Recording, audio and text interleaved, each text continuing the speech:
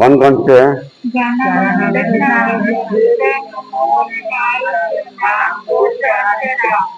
ठीक है। आप में कर्म कितने हैं? सिद्धों में कर्म कितने हैं? केवलियों में कर्म कितने हैं? 4 हैं।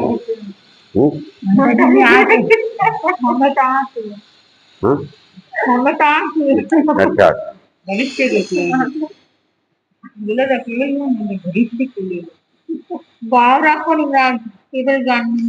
जिसके मुंह नहीं उसके कितने कर्म? 60। वीतरागियों के कितने कर्म? वीतरागी हाथ करो, वीतरागी 4 करें, 4 के 7 वीतरागियों में।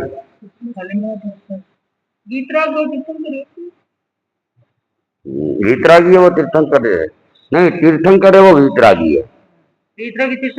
हाँ, तीर्थंकर है वो तो वीतरागी है। जिसने राग और देश पे विजय प्राप्त कर लिए, न राग न देश, तटस्थ भाव, समता भाव।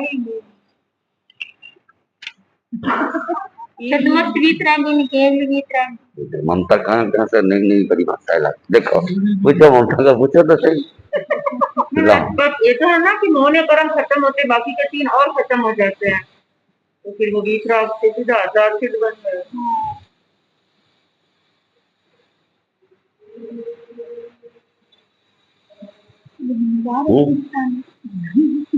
छोटे भाभी जी क्या कह रहे, बड़े भाभी जी क्या कह रहे?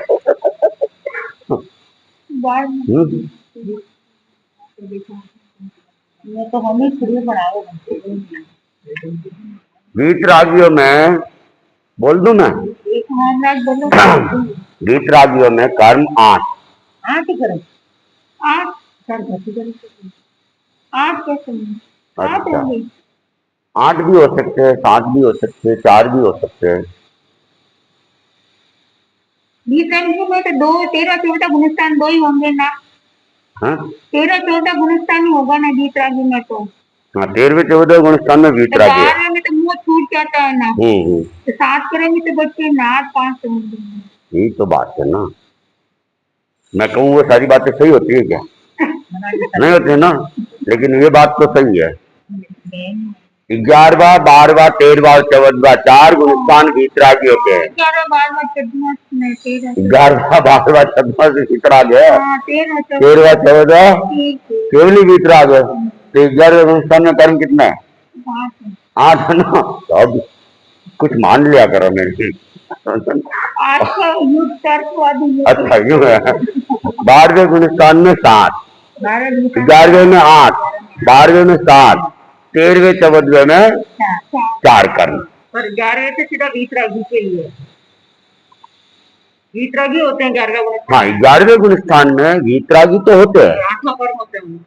हाँ 8 कर्म होते, क्योंकि उन्होंने क्या है, मोह को खत्म नहीं किया, वो शांत करते हुए आगे बढ़े। तो उनके मोह कर्म खत्म, मोह कर्म टूटेगा तो कब? 12वें गुणस्थान में टूटेगा, क्षीण मोह गुणस्थान। और 11वें गुणस्थान के उपशांत मोह, तो उन्होंने उपशांत किया, दबाया, तो दबाया हुआ तो पड़ा है ना, वो तूफान में आ जाएगा। अगर वो 11वें गुणस्थान का स्पर्श करेगा वीतरागी तो वापस वो तो गिर जाएगा ना नीचे, तो फिर उसको वीतरा की कैटेगरी में क्यों दिया? 11वें गुणस्थान तक तो वीतरागी है ना। 8 से 2 श्रेणी लेता है, 11 में स्पर्श, 11 12 13 13 4 गुणस्थान है वीतरागी के, हुआ ना। 11 में अगर स्पर्श करता है 11 गुणस्थान तो वापस नीचे गिरेगा ना, नीचे गिरेगा तब वो वीतरागी नहीं है। हाँ। लेकिन 11वें गुणस्थान में तो वीतरागी है ना, गिरेगा तब गिरेगा। लेकिन जब तक 11वें गुणस्थान में रह रहा है वह वीतराग अवस्था में केवलियों के बराबर वीतरागी है। 13वें 14वें गुणस्थान का वीतरागी और 11वें 12वें गुणस्थान का वीतरागी, कोई अंतर नहीं है। वीतराग दशा में कोई अंतर नहीं है। 11 7 में लिया ना वीतराग का गुणस्थान, 11 7 में नहीं।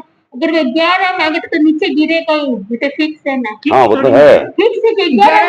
ऐसा गिरना जरूरी नहीं है, फिक्स नहीं है। ग्यारहवें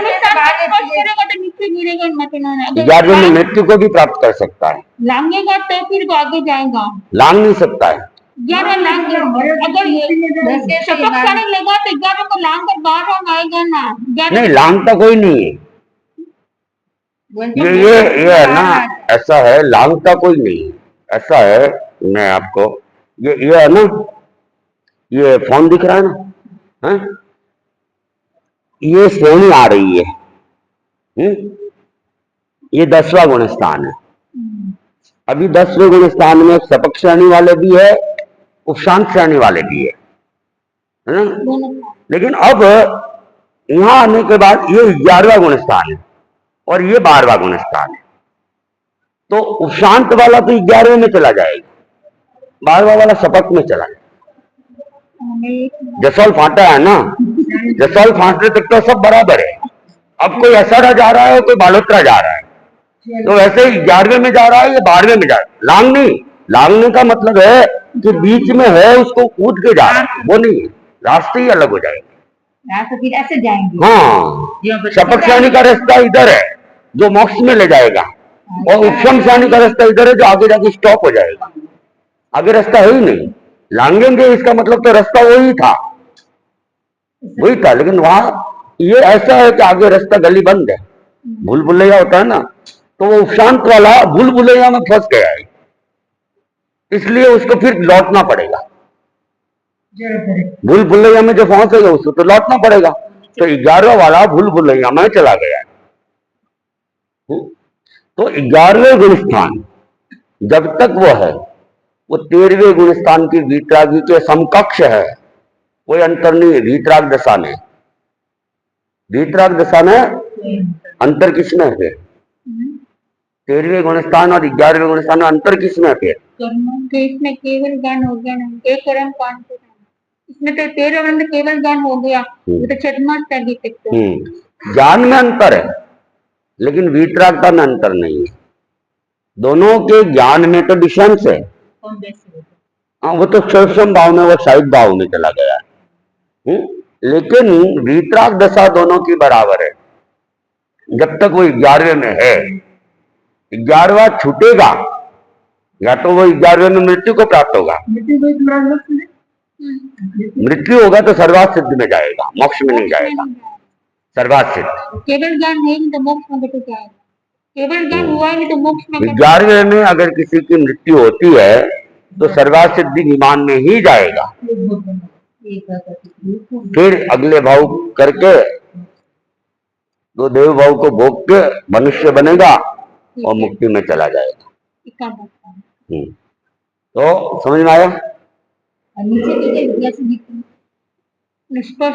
अंतर मुहूर्त से ज्यादा वहां रह नहीं सकते हैं। वो टाइम पीरियड होते ही वो जो उपशांत किया हुआ था वो अंदर से जोर मारता है, मोह कर्म उफान में आएगा, उफान में आएगा तो नीचे गिरा देगा, और गिरते गिरते साधुत्व से भी जो वीतराग हो गया, केवली के बराबर वीतराग हो गया, वो हाँ, वो मिथ्यात्व भी बन सकता है। कहा तो केवली के समकक्ष वीतरागता की दशा में आया। हाँ, कभी कभी मोह कर्म का प्रबल उदय हो जाता है ना, तो ऐसा हो जाता है। मोह कर्म की जब प्रबलता है तो हो जाता है।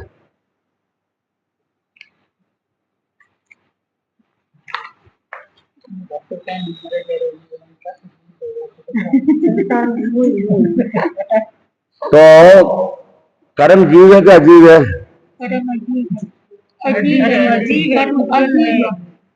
अजीब पक्का, ठीक है। किस कर्म की जीव कम है और किस कर्म की जीव अधिक है?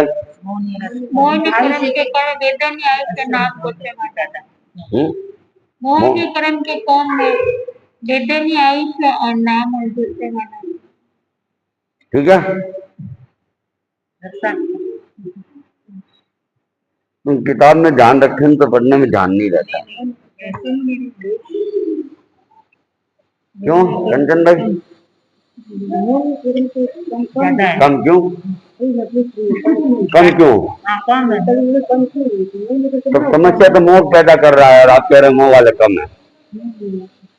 समस्या तो सब मोह वाले ही पैदा कर रहे हैं ना, फिर कम क्यों? वो तो सबने वो संगीत जीवन वो भी है। किसने कहा? तो एक इंद्रिय में पैदा होना ही फायदा है ना, वो रहेगा ही नहीं। जितने भी संसारी जीव है, केवलियों के अलावा जितने भी संसारी जीव है, सबके आंखों ही कर्म है, चाहे एक इंद्रिय हो, निगोद में हो, वो कर्म खत्म हो जाए तो फिर मुक्ति में चला जाएगा ना। मन नहीं होता है तो फिर कर्म तो होती है ना, मन हो या नहीं हो, कर्म तो आंखों सबके ही है। जो अव्यवहार राशि में है, जिन्होंने कभी मनुष्य बने ही नहीं है, द्वेंद्रिय तेंद्रिय भी नहीं बने, लेकिन 8 कर्म उनके भी लगे हुए।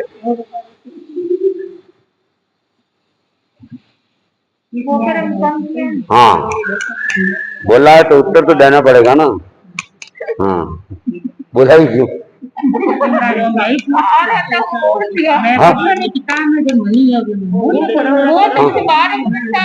किताब में भी मिसप्रिंटिंग हो सकती है, इसलिए जब तक समझ में नहीं आया ना, उसके बाद तो खत्म हो जाएगा ना। लेकिन वेदन न्याय के नाम तो अंतिम तक रहेंगे ना।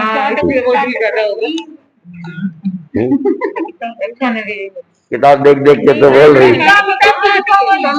ये देख रही थी, लेकिन मो कर्म कम ये तो लिखा हुआ है ना। ये लिखा है, ये चारों कर्म है, वो थोड़े टफ कर्म, अंतिम समय तक तब नहीं है, इजी कर्म तो वही है बेचारे।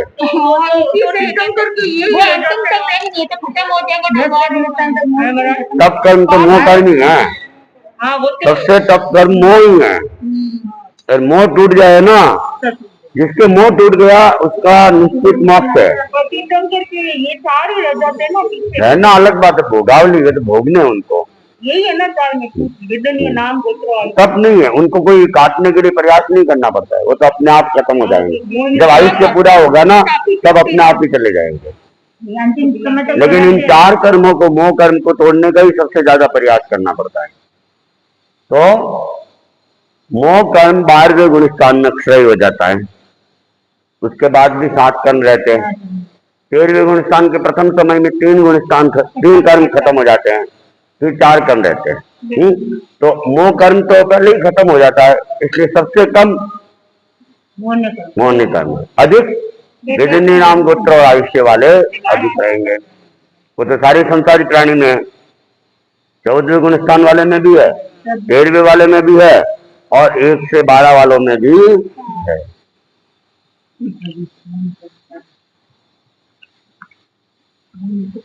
कर्म किस कर्म का उदय है?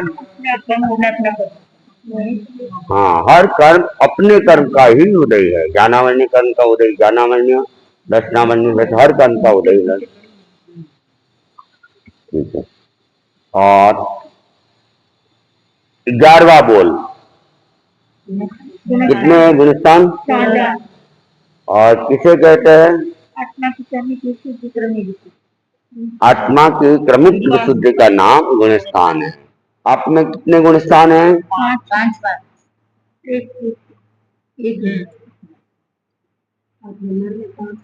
5 ऐसे बोलते फिर ऐसे बोलते हो। रात को भी तो वही हुआ था, रात को भी वही हुआ। पहले तो सत्य बोला उन्होंने, फिर परमात्मा जैसा बोला, फिर लास्ट में मैंने कहा कोई एक उत्तर दो, तो सत्य बोला उस दिन भी। लेकिन चंदा भाई ने भी आधा ही आंसर दिया था। तो वो तो मैंने कहा ना, फिर मैंने वो तो स्पष्ट कहा। और फिर इनाम देते देते भी मैंने कहा कि हम लोग स्कूल में पढ़ते थे तो ग्रेस मिलता था, ग्रेस नंबर मिलते थे, सानुग्रह नंबर मिलते थे। तो वो इसका सानुग्रह रूप में, अनुग्रह रूप में, उसको तो दिया ही नहीं था ना। नहीं, वो इसमें फर्क है, वो पंचायाम और पंचाव्रत में तो बहुत फर्क है ना। उसमें 5 लेने से फर्क नहीं पड़ता है, उसमें फर्क है। इसमें ऐसा है कि इसमें क्या वो समझ नहीं पा रहे आप लोग भी। ऋजु जड़, ऋजु प्राज्ञ और ऋजु वक्र जो है ना, उसको आप लोग पूरा समझ नहीं पा रहे हो, इसलिए वो। अब उसमें क्या है, भगवान ऋषभ के शिष्य कौन थे? ऋजु ऋजु जड़, ऋषभ देव के तो ऋजु जड़, जड़, और अजितनाथ के ऋजु प्राज्ञ, और भगवान महावीर के जड़। क्या मतलब हुआ तीनों का? थोड़ा घना था, पहले तो उन्हें पूरा ऋजु थे, तो उनको तो सीधे थे एकदम। बोलना पड़ता था उनको, सीधे थे खुद एकदम। का दिमाग नहीं चलता था। और 22 के सरल तो थे, हाँ, लेकिन बुद्धि उनकी जड़ थी, जड़ थी। बुद्धि काम नहीं करती थी। जो कहता कोई वो- नौकर होता है ना भोला भाला, लोटा वहां रख तो वहां रख देगा, वहां रख तो वहां रख देगा, जितना कहेंगे उतना कर लेंगे, उससे ज्यादा वो, और हर बार उसको वापिस कहना पड़ता है कि बाहर उठाए। नहीं तो क्या एक बार उनको समझ में आ जाता है कि हाँ लोटा वहीं रखना है, तो वो ठीक। तो भगवान ऋषभ के समय में उनकी बुद्धि जड़ थी, सरल थे, उनमें कोई छलना नहीं थी, कपट नहीं था, लेकिन उनकी बुद्धि का विकास इतना नहीं था, इसलिए हर चीज को कह कह के करना पड़ता था। और भगवान अजितनाथ से पार्श्वनाथ वाले ऋजु तो थे, सरल भी थे, और खुद बुद्धिमान थे, इशारों में समझ जाते थे, एक बार कह दिया ठीक हो गया, इशारा कर दिया समझ गए। और भगवान महावीर वाले मतलब गली निकालना बुद्धि जड़, मतलब टेढ़ी मेढ़ी बुद्धि है, जानते हैं समझ रहे हैं, लेकिन फिर भी जानबूझ के है ना, वो बस काम कैसे अडानी है, हाँ? नियम ऐसे बना हुआ है, अच्छा ऐसे बना हुआ है ना, ऐसा तो नहीं बना ना, जाने का रास्ता ये है ना, अरे यहाँ से भी तो हाँ से पानी अगर दिए रहता है, दूर तक घूम वाला हाँ। जा रहे ना, बकरे से जा रहे। हमारे एक संत थे, तो दिल्ली का अनुरक्त भवन देखने के लिए गए कि कलप है कि नहीं है। कलप का क्या होता है, आने जाने की जो दो रास्ते होते हैं तो कलप हो सकता है, तो आने जाने के दो रास्ते हैं और स्थान भी डिवाइडेशन हो सकता है, तो कलप हो सकता है। तो वे संत गए वहां, तो फर्स्ट तो ग्राउंड फ्लोर ही है, मतलब ऊपर ही रहते हैं हम, फर्स्ट मंजिल में ही रहते हैं, और भोजनशाला है वो चौथी मंजिल पे। तो चौथी मंजिल पे तो सीढ़ियां तो एक ही थी, और उस जमाने में लिफ्ट भी नहीं थी, लिफ्ट थी नहीं। तो संत आए कि रास्ता तो वैसे सीढ़ियों वाला तो एक ही है, लेकिन कोई खिड़की से कूदे तो दूसरा रास्ता, खिड़की से कूदे तो दूसरा रास्ता है, तो कलप हो सकता है। ये क्या है, कौन कूदेगा ऊपर से, कौन कूदेगा, वो कोई जाने का रास्ता थोड़ी है, हाँ, मरना है तो कोई चौथी मंजिल से कौन कूदेगा। तो क्या वो जानबूझ के किया था उन्होंने, तो ये वक्र बुद्धि का उदाहरण है कि वक्र जड़ ऐसे होते हैं कि ऐसा नहीं, ऐसे तो ही है ना, जाने का रास्ता तो ही है ना, जाने का था ही था, लगा था। अच्छा हाँ, ये देखो ये बुद्धि बताई तो निकल नहीं लगा तो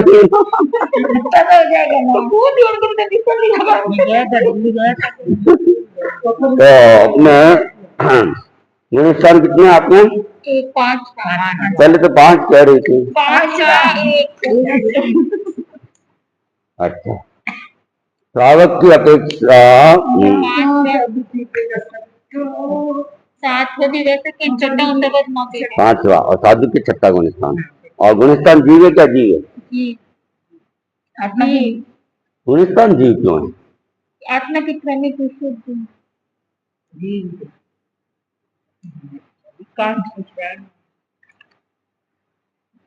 गुणस्थान हाँ, जीव के क्रमिक विशुद्धि है, जीव की विशुद्धि का नाम ही गुणस्थान है, जितनी जितनी विशुद्धि उतना उतने गुणस्थानों का श्रेणी का आरोहण, तो जीव की विशुद्धि इसलिए होती है। किस गुणस्थान के जीव कम और किस गुणस्थान के जीव अधिक? ज्ञान एक शांत में वाले कौन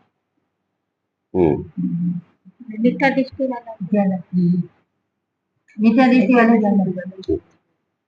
चलो ठीक। गुणस्थान किस कर्म का उदय है? गुणस्थान उदय नहीं, मोह नहीं करता, ऑप्शन शायद है प्रश्न। उदय नहीं है तो मोह नहीं करता, ऑप्शन शायद है। अच्छा, पढ़ के आई थी आज? मेरे को एग्जाम दिया हमने, तब तक ज्ञान जोड़ दिया। अच्छा ठीक है, हमको समझा क्या? मोह नहीं करता उदय क्या? अच्छा अच्छा अच्छा, आपको समझाना पड़ेगा। ऐसा है, गुणस्थान उदय भाव होता ही नहीं है। गुणस्थान का मतलब है कि जो भी हमारी आत्मा की जितनी विशुद्धि है, जितनी जितनी विशुद्धि है, वह गुणस्थान है। चाहे पहला गुणस्थान भी है, मिथ्या दृष्टि भी है, एकेंद्रिय का जीव भी है, निगोद का जीव भी है, लेकिन आंतरिक विशुद्धि तो उसकी रहेगी रहेगी। और वो आंतरिक विशुद्धि का नाम है क्षयोक्षम भाव। क्षयोक्षम भाव के कारण से ही आंतरिक विशुद्धि रहती है, समझे? तो हर जीव में क्षयोक्षम भाव तो रहेगा ही रहेगा।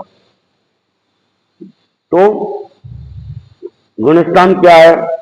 क्षयोक्षम भाव है।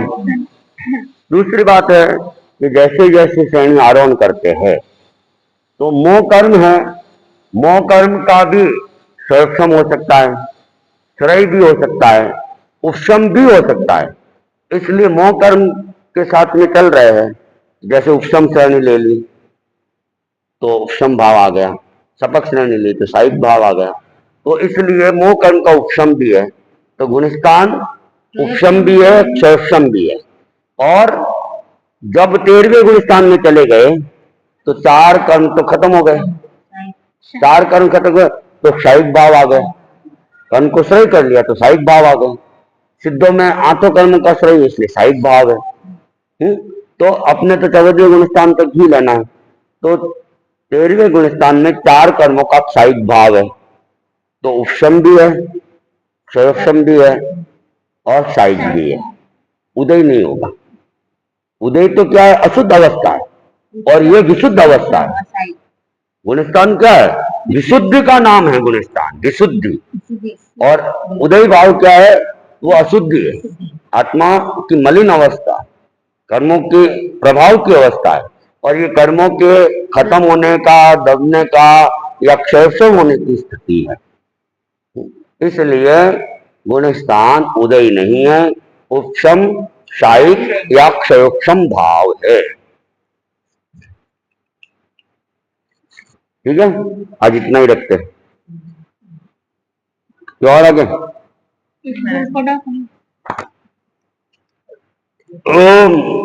ज्यादा पढ़ाएंगे ना तो ऊपर ऊपर से चला जाएगा। क्या? सच्ची इच्छा